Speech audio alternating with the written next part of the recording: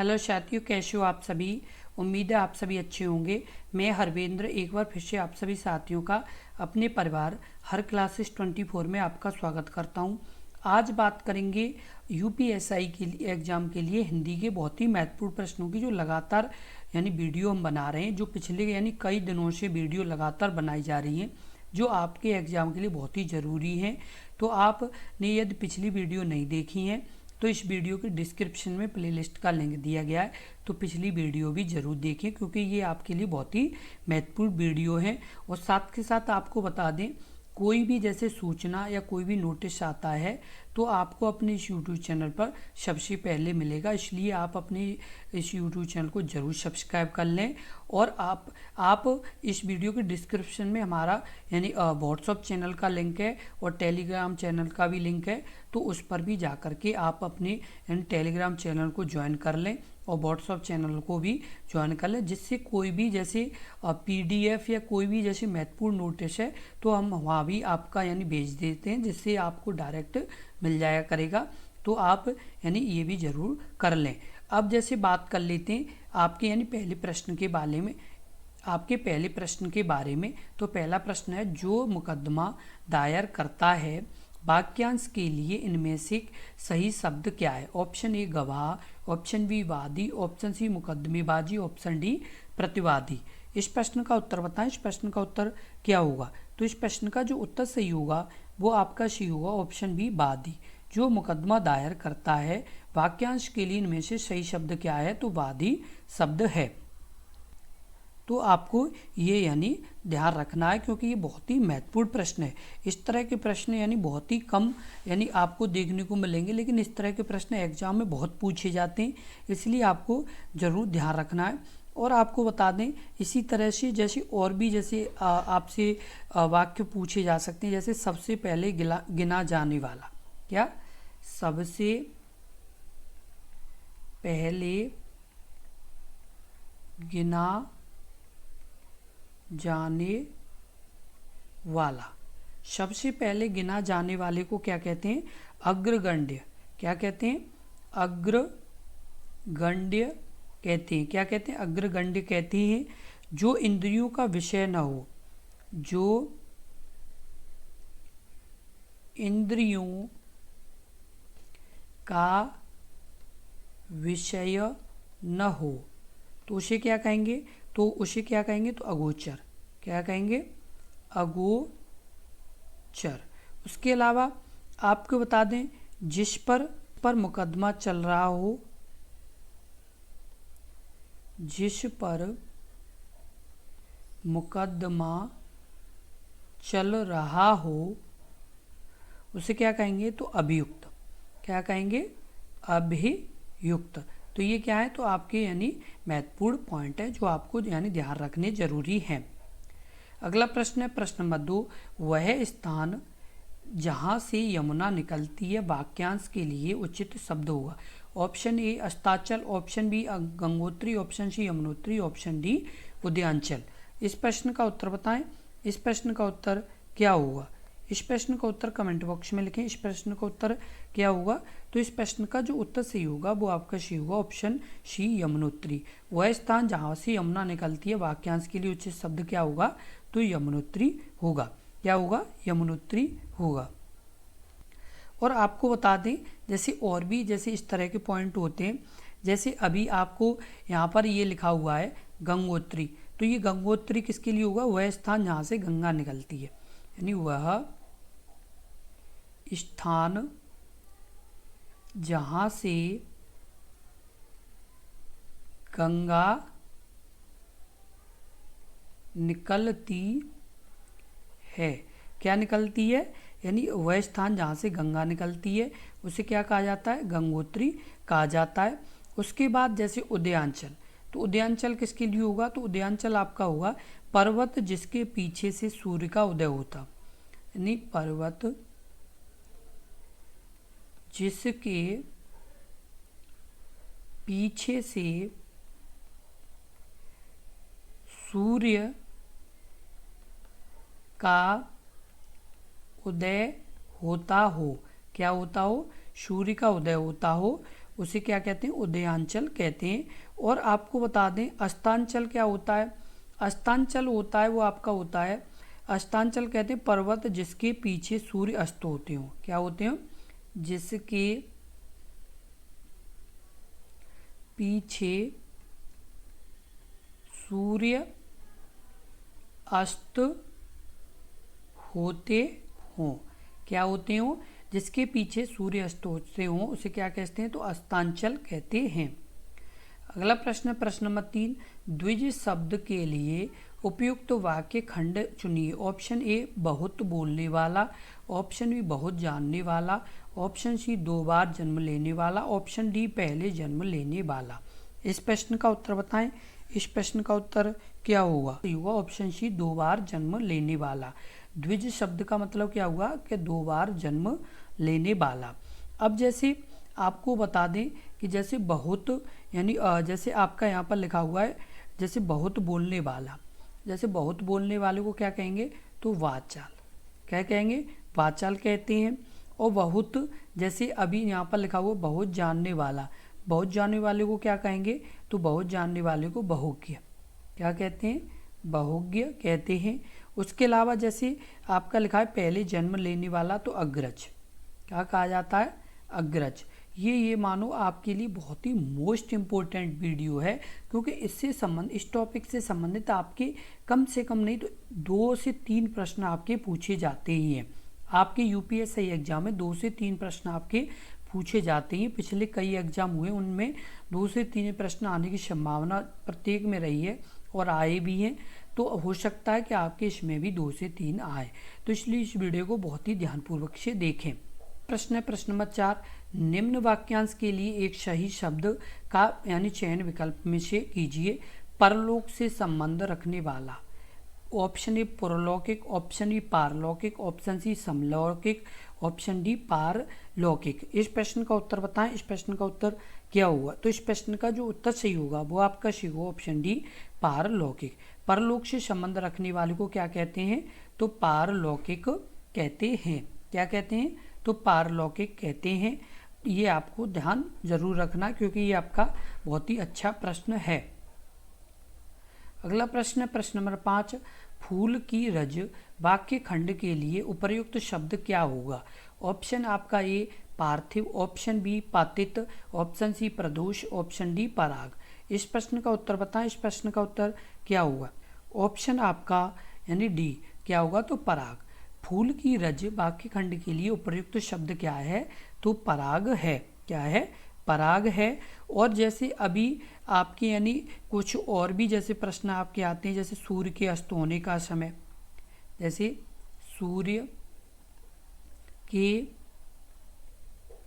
अस्त होने का समय, तो उसे क्या कहा जाएगा, तो उसे कहा जाएगा प्रदोष। क्या कहा जाएगा, प्रदोष। ऐसे ही आपका जैसे अभी पृथ्वी से संबंध रखने वाला, पृथ्वी से संबंध रखने वाला, उसे क्या कहा जाता है, तो पार्थिव। क्या कहा जाता है, पार्थिव कहा जाता है। ऐसे ही आपका जैसे जो आपका यहाँ पर पतित है, इसका क्या हुआ, तो पतित जिसका नैतिक पतन हो चुका हो। क्या हो चुका हो, जिसका नैतिक पतन हो चुका हो। क्या हो चुका हो, जिसका नैतिक पतन हो चुका हो उसे क्या कहते हैं, पतित कहते हैं। अगला प्रश्न है प्रश्न नंबर 6, 100 वर्ष का समय वाक्यांश के लिए एक शब्द होगा। ऑप्शन ए शताब्दी, ऑप्शन बी सहस्रावादी, ऑप्शन सी युग, ऑप्शन डी वार्षिक। इस प्रश्न का उत्तर बताएं। इस प्रश्न का उत्तर क्या होगा, तो इस प्रश्न का जो उत्तर सही होगा वो आपका क्या होगा, तो आपका सही होगा ऑप्शन आपका ए शताब्दी। 100 वर्ष के समय को क्या कहा जाता है, तो शताब्दी कहा जाता है। क्या कहा जाता है, शताब्दी कहा जाता है। और सहस्रावादी, सहस्रावादी कहा जाता है 1000 वर्ष का समय। इसका 1000 वर्ष के समय को, किसे 1000 वर्ष के समय को क्या कहा जाता है, सहस्रावादी।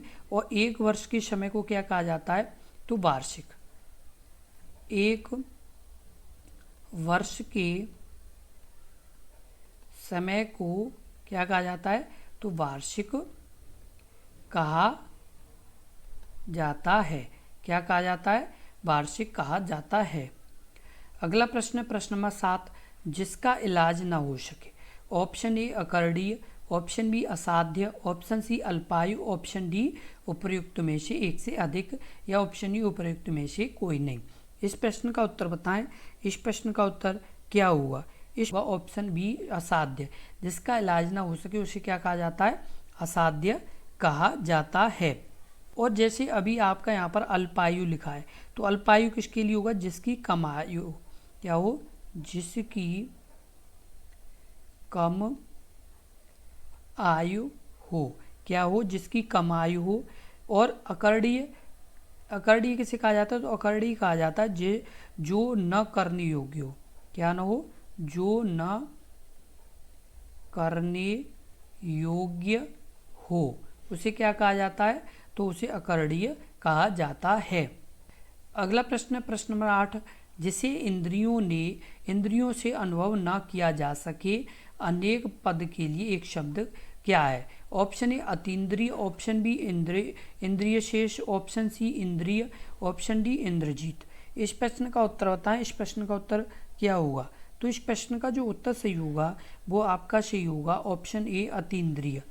जिसे इंद्रियों से अनुभव न किया जा सके उसे क्या कहा जाता है, तो अतीन्द्रिय कहा जाता है। और आपको ये बहुत ही यानी ध्यान रखने योग्य है, क्योंकि ये मतलब बहुत ही महत्वपूर्ण प्रश्न है।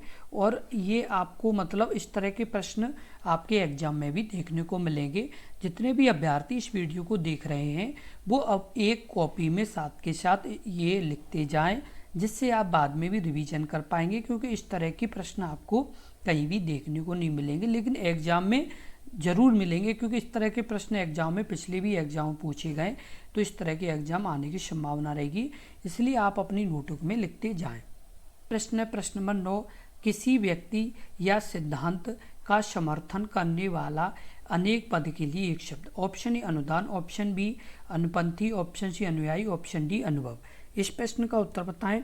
इस प्रश्न का उत्तर क्या होगा, तो इस प्रश्न का जो उत्तर सही होगा वो आपका सही होगा ऑप्शन आपका यानी सी अनुयायी। किसी व्यक्ति या सिद्धांत का समर्थन करने वाले के लिए अनेक पद में क्या होगा, तो आपका यानी के लिए एक पद में यानी आपको बताना है, तो क्या होगा, तो अनुयायी होगा। क्या होगा, अनुयायी होगा। और जैसे अभी आपका यहाँ पर लिखा हुआ है अनुभवी, तो इसके लिए क्या होगा, तो अनुभवी के लिए आपका होगा जिसकी, अनुभवी के लिए आपका होगा वह जो प्रयोग या अध्ययन द्वारा अनुभव प्राप्त किया हो। क्या नहीं, वह जो प्रयोग या अध्ययन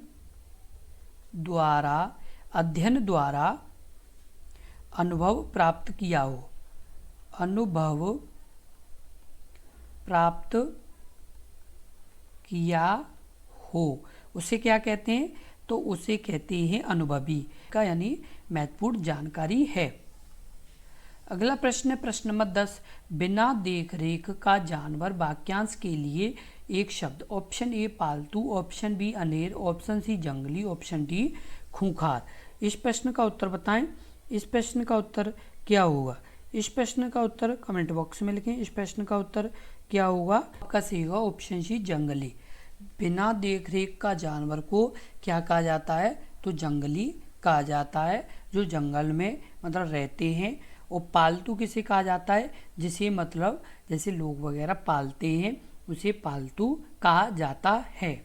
इसी तरह के बहुत ही महत्वपूर्ण प्रश्नों की लगातार वीडियो देखने के लिए अपने इस YouTube चैनल को ज़रूर सब्सक्राइब कर लें और इस वीडियो को ज़्यादा से ज़्यादा शेयर करें, जिससे और भी अभ्यर्थियों तक ये महत्वपूर्ण जानकारी पहुंच सके। और यदि आपने अभी तक अपने इस YouTube चैनल को सब्सक्राइब नहीं किया है तो सब्सक्राइब ज़रूर कर लें, क्योंकि आपकी इसी तरह के प्रश्न लगातार आपके अपने इस YouTube चैनल पर आपको मिलते रहेंगे, जो आपके एग्ज़ाम के लिए बहुत ही ज़रूरी हैं। और आपको बता दें कि हिंदी के आपके UPSC एग्ज़ाम में 40 प्रश्न पूछे जाएंगे। कितने प्रश्न, 40 प्रश्न, जो आपके 100 नंबर के, कितने नंबर के, 100 नंबर के होंगे। तो आप इस चीज़ का ज़रूर ध्यान रखें, ये आपके लिए बहुत ही महत्वपूर्ण जानकारी है। और आपको बता दें, एक प्रश्न की वैल्यू 2.5 नंबर है, इस चीज़ का आप ध्यान रखें। और इस वीडियो को लगातार शेयर करें। और आपको बता दें कि आपकी यूपीएससी से समय कोई भी सूचना होगी या कोई भी जानकारी होगी तो सबसे पहले आपको अपने इस यूट्यूब चैनल पर मिलेगी, इसीलिए सब्सक्राइब जरूर कर लें, क्योंकि यदि आप लगातार जुड़े रहेंगे तो आपकी तैयारी मजबूती हो पाएगी। यदि आप तैयारी अच्छे से करना चाहते हैं, यदि आप सीरियस स्टूडेंट हैं, यदि आप अपने कंधों पर 2 स्टार लगाना चाहते हैं, यदि आपके सपनों में आते हैं कि हाँ हमें 2 स्टार लगाना है अपने यानी कंधों पर, तो आपको दिनों रात मेहनत करनी पड़ेगी और लगातार अपने इस यूट्यूब चैनल से जुड़े रहना होगा, क्योंकि जुड़े रहेंगे तभी तैयार मजबूत हो पाएगी, अन्यथा नामुमकिन है। क्योंकि कंपटीशन बहुत ज़्यादा है। कंपटीशन आपका इस तरह का है कि आपके यानी जो वैकेंसी है वो 4500 के आसपास वैकेंसी है। फॉर्म पड़े हुए 75, यानी आपके 15,75,000, कितने, 15,75,000 प्लस फॉर्म है और आपकी वैकेंसी 4500 के आसपास। तो आप इस चीज़ का ध्यान रखें कि आपकी यानी वैकेंसी बहुत कम है, कंपटीशन बहुत ज़्यादा है, तो आपको तैयारी भी उसी हिसाब से करनी होगी जिससे आपका एक अच्छा स्कोर बन सके। ये ध्यान रखें, जो आपकी पिछली मेरिट गई है उससे तो बहुत ज़्यादा ये वाली यानी वैकेंसी की मेरिट जाने वाली है, इस चीज़ का आप ध्यान रखें। इसीलिए आप लगातार मेहनत करते रहें और अपने यूट्यूब चैनल से जुड़े रहें और इस वीडियो को ज़्यादा से ज़्यादा शेयर करें। और आपको ये वीडियो महत्वपूर्ण लगी और अच्छी लगी हो तो वीडियो को लाइक ज़रूर कर दें। धन्यवाद।